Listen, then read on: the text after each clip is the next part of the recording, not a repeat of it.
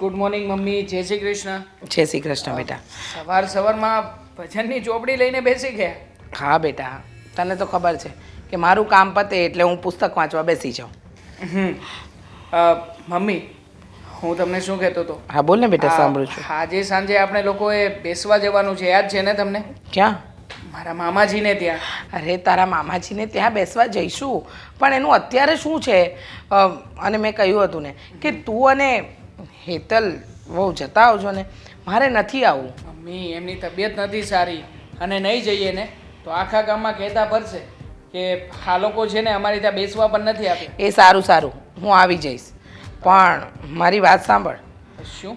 હા, દેવેન મને કહેતો હતો કોઈ છોકરી વિશે, અને એ છોકરી કંઈક અહીંયા નજીકમાં શિવાજીનગરમાં રહે છે અને એની બધી વાત કરતો હતો, એને પ્રેમ કરે છે અને કંઈ એ લોકોના ઘરે જોવા જવાની પણ વાત કરતો હતો. ખબર છે મમ્મી મને. મેં છે ને એ છોકરીનો બધો બાયોડેટા કઢાવ્યો છે. હા હા, સાચે જ. મને છે ને એ છોકરી બિલકુલ યોગ્ય નથી લાગતી કે આપણા ઘરમાં આવશે, ઘરમાં ટકશે, એવું જરાય નથી લાગતું. એટલે શું બાયોડેટા કઢાવ્યો તમે? અને કેમ યોગ્ય નથી લાગતી આપણા ઘરમાં આવશે એટલે? અરે પણ મને સમજાતું નથી, તમે લોકો વાતને શાંતિથી ન કરી શકો? તો શાંતિથી જ પૂછું છું ને કે તમે બાયોડેટા શું કઢાવ્યો છે, કેમ આપણા ઘરમાં નથી આવી શકે એમ? બાયોડેટામાં એવું છે કે છોકરી છે ને જરાય સારી નથી મમ્મી. આખા બોલી છે, ફેશનેબલ છે, મોડર્ન છે, અને ખાસ વાત તો એવી પણ જાણવા મળી છે કે બીજા એક છોકરાની સાથે આની સિવાય એની સાથે પણ એ મેડમ ચક્કર ચલાવી રહ્યા છે. શું? હા, બીજા છોકરા. આ તો છે જ, પણ બીજા છોકરાને ઓલરેડી એ છોકરી ફેરવી રહી છે. દેવાંગભાઈ, તમારે લગ્ન ન કરાવવા હોય તો સીધી રીતે ના પાડી દો. આવી રીતે કોઈ વ્યક્તિને બદનામ કરવાની કાંઈ જરૂર નથી. આખા બોલી છે તો શું થઈ ગયું મમ્મી? આપણા ઘરમાં આવશે, કંઈ પણ પ્રોબ્લેમ હશે તો સીધું મોઢે કહેશે, મનમાં છુપાવીને નહીં રાખે, કપટ નહીં કરે કે જ્યારે સમય આવે ત્યારે કહું. અરે મોઢે કહી દે એનો કંઈ વાંધો નથી, પણ બધાના મોઢા તોડી દે ને એવી છે, એનું શું કરીશું? આ ક્યારેય મમ્મીની વાત નહીં માને, ક્યારેય પણ તારી ભાભીને ઇજ્જતથી બોલાવશે નહીં. એવી છોકરીને આ ઘરમાં શું કરવી છે? સમજી ગયો. આ તમે બાયોડેટા કઢાવી હોય કે તમે બાયોડેટા ઊભી કરી હોય એ મને નથી ખબર, પણ મને એટલી ખબર છે કે તમારે મારા લગ્ન થવા જ નથી દેવા. બસ, પણ તને કેમ એમ લાગે છે કે એને તારા લગ્ન નથી થવા દેવા? અને રહી વાત તારી, તે કહ્યું ને કે એ છોકરીને આપણે મળવા જવાનું છે. એક કામ કર, જો તે બાયોડેટા કઢાવ્યો ને બેટા, હા, તે તારી વાતની રજૂઆત કરીને, બરાબર. તો હવે મારી વાત સાંભળશો. બોલો. દેવેને કહ્યું છે કે એ છોકરીવાળાના ઘરે આપણે જવાનું છે, તો એને ઘરે નથી જવું, એને આજે આપણા ઘરે જ બોલાવી લઈએ. જો આમ પણ એના પપ્પા અને એ બે જ જણ છે, બરાબર? તો પછી એ લોકોને આપણા ઘરે જ બોલાવી લો ને, આપણું ઘર પણ જોઈ લે, અને જેમ યોગ્ય લાગે એમ આગળ વધીશું. શું કામ આપણે ઘરમાં ડખો કરવો જોઈએ? જ્યાં સુધી આપણને સાચી વાતની જાણ ન હોય ને બેટા, ત્યાં સુધી કોઈ નિર્ણય પર ન પહોંચાય. મી સાચી વાતની ખબર છે એટલા માટે તો અગાઉથી ચેતવી રહ્યો છું. પણ આપણે વ્યક્તિને ન મળ્યા હોય તો એના માટેનું જજમેન્ટ આપણે કઈ રીતે નક્કી કરી શકીએ? ઠીક છે. હા, તમે લોકો જેવી રીતે કહેશો ને હું એવી રીતે જ કરીશ ઘરમાં. હું એક શબ્દ પણ આગળ બોલીશ નહીં. ઓકે? સારું. આમ પણ તો મારું તો કંઈ ચાલવાનું છે નહીં. અરે હું એમ નથી કહેતી, આ ઘર બધાનું છે અને બધાના વિચારોથી જ ચાલશે. પણ મારી વાત સાંભળ, એ છોકરીના ઘરે નથી જવું દેવેન. એને કહી દે કે અને એના પપ્પા આપણા ઘરે મળવા આવી જાય, અને એ પણ આજે જ. હા, મને કોઈ વાંધો નથી, હું તો બોલાવી લઈશ. પણ સાંભળી લો, જ્યાં સુધી એ છોકરી આ ઘરમાં આવે નહીં અને આપણે એને કંઈક મળીએ નહીં, ત્યાં સુધી તમારા બેમાંથી એકે વ્યક્તિએ ઝઘડો નથી કરવાનો. સાંભળે છે ને તું? મેસેજ કરતો હશે કે મારા ભાઈ આવું બધું કહે છે. આમ પણ અત્યારમાં તો આની આદત જ થઈ ગઈ છે ને, રોજે રોજ દિવસ રાત મોબાઈલમાં મચડિયા કરવાનું. બસ, પણ શું છે બેટા? અમી સરખો કામ ધંધામાં પણ ધ્યાન નથી આપતો, આખો દિવસ ફોનમાં પડ્યો રહે છે. અને જો હું કંઈ કહું ને એટલે જોજો, હમણાં એ મારો મોટો ભાઈ છે ને એવી રીતે વાત કરવાની શરૂઆત કરશે. હા તો કહો જ ને, તમે તમારું કામ કરો ને. પ્લીઝ તમે બંને ઝઘડવાનું બંધ કરો, અને તું પેલી છોકરીને ફોન કર, એના પપ્પાને લઈને આવે અહીંયા આપણને મળવા. હું પણ જાઉં છું અંદર, હેતલને બધી વાતચીત કરી દઉં છું. મમ્મી જુઓ, હું હજી તમને સમજાવી રહ્યો છું.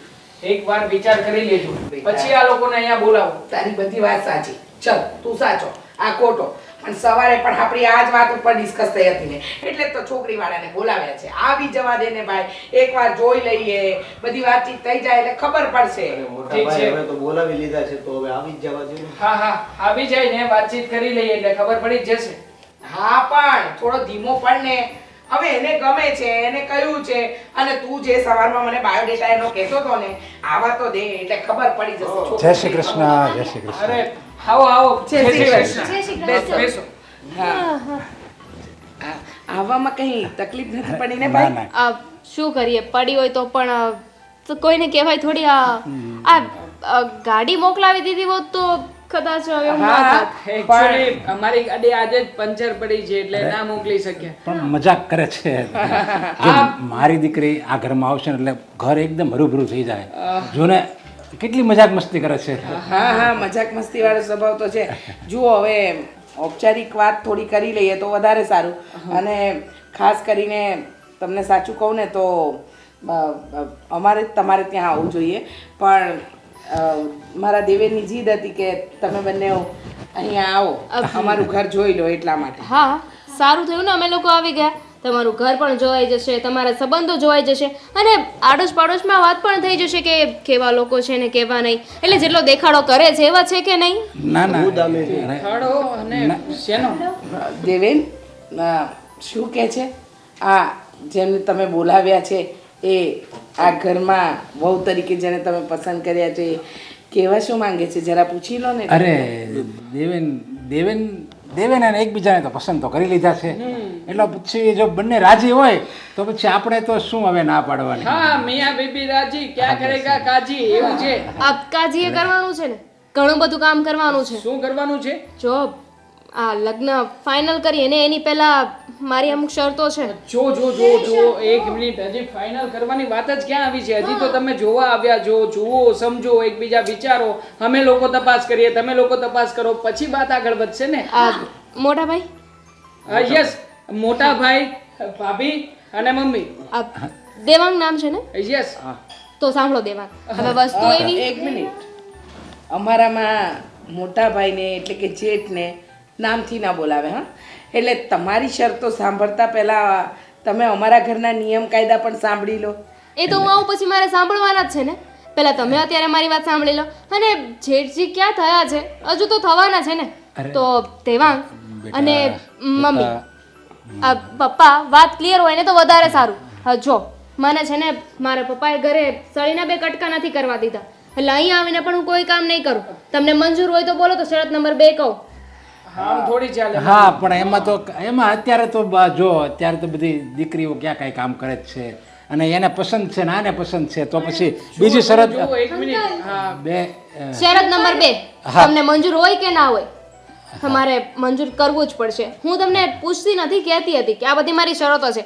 શરત નંબર 2 સાંભળી લો. કે પહેલી શરત મંજૂર રાખશો, પછી બીજી અરે શરત એનું એમ કહેશે કહેવાનું, જો તમારી પાસે અહીંયા કામ નહીં કરે એવું હશે તો અમે નોકર મોકલાવી દઈશું. હું નોકર મોકલાવી દઈશ, બસ તમે એની ચિંતા નહીં કરો. હવે શરત નંબર 2, હું ઘરની બહાર જાઉં, ઘરે આવું ત્યારે મને ટોક ટોક નહીં કરવાના, મને સવાલ નહીં પૂછવાના, મને રોકવાની નહીં કે તું ક્યાં ગઈ હતી, કોની સાથે ગઈ હતી, શું કામ ગઈ હતી. કારણ કે આ મારી લાઈફ છે, હું કોઈને આધીન નથી. મારે જેમ કરવું એમ કરી શકું છું. હા, અત્યારે બધી છોકરીઓ આમ જ જીવે છે ને, એટલે એ તો કાંઈ વાંધો નહીં. હા, હા. અને જો મારી દીકરી છે ને ક્યાંય તમારે ઇજ્જત જાય ને એવું કોઈ વસ્તુ નહીં કરે, તમારી ઇજ્જત અમુકની વધારે થાય. વધે વધે વધે. હા, હા. આવું કરે એમાં ઇજ્જત એટલે વધે છે. હા, તમારી દીકરી તો વાત કરે ત્યાં જ અમારી ઇજ્જત વહી જાય એમ છે હે ને? હા, શરત નંબર 3, અમને કહી દેજો મારી સાથે ખોટી લવારી ના કરે. હું એમને વતાવતી નથી તો એ મને પણ ના વતાવે. હા હા, એટલે હવે અત્યારે ક્યાં એવું છે જ, હવે અત્યારે બધા એમ ફ્રેન્ડની જેમ જ રહે છે ને બધા, એમ મારું ચાલો, કહેવાનું. તમારી દીકરીની શરતો પછી આમ સાંભળીશું અમે. પહેલા મને એમ કહો, દીકરીને ભણાવી ગણાવી કઈ સંસ્કાર નામની વસ્તુ આપી છે કે પછી? જો મારી દીકરી છે ને સત્યવાદી છે, જે કહે ને એ સાચું કહે. આમાં જો એ અહીંયા આવે અત્યારે તમારે અહીંયા પહેલાં મીઠું મીઠું બોલે, અંદર પછી એનું રૂપ દેખાડે, એની કરતાં જો એને પહેલાં ચોખ્ખી વાત કરી, આવી સાચી દીકરી મળવી ને એ જ આ ખોટા જમાનામાં મુશ્કેલ છે. આ તો ભાગ્યની તમે વાત કહેવાય, હા ભાગ્યની. બસ આ તમારા ભાગ્યશાળી કહેવો તમે.